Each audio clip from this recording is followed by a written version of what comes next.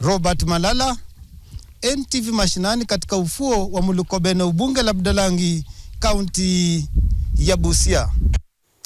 Viongozi wa kidini katika kaunti ya Kitui wameibuka kulaani vikali ongezeko la vurugu zinazochochewa kisiasa, huku taifa likielekea katika kipindi cha siasa.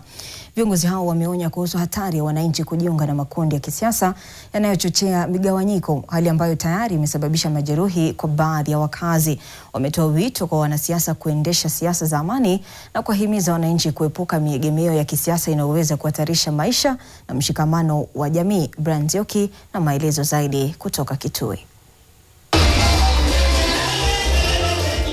Viongozi hao wamelaani vikali ongezeko la vurugu zinazochochewa kisiasa, huku eneo hilo likielekea katika kipindi cha siasa.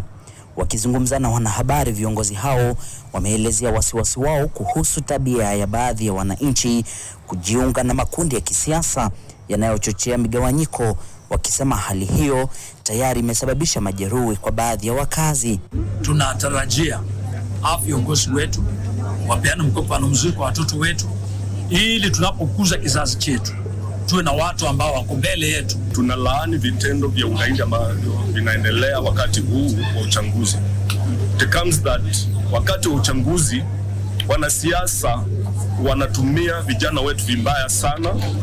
Utapata ya kwamba mtu amekaa miaka 5 hakuna kitu amefanyia youth to empower them, lakini wakati wa kusimama kuitisha kura wanateremka na shilingi 200, 100 wapatie ili waanze kufanya ile gunsi.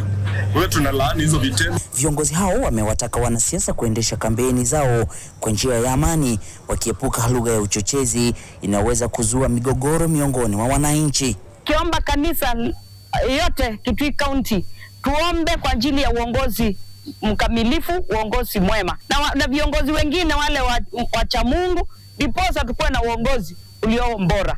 Ninaomba vijana wetu wajiondoe kwa mambo ya gunism, mambo ya vita na furugu kwa mikutano ya kisiasa na mikutano hata makanisani. Wakati huo huo, katika kaunti ya Makueni, viongozi wanaoegemea upande wa serikali ya Rais William Ruto wamemkosoa mwanakandarasi anayetekeleza mradi wa barabara ya Emali Ukia, wakidai kuwa ujenzi wake unasuasua na kiwango cha kazi ni duni mno.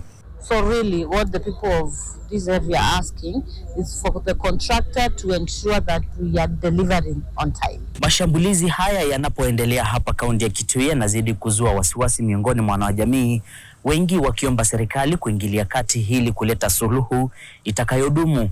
Makala NTV Mashinani, Brian Nzioki.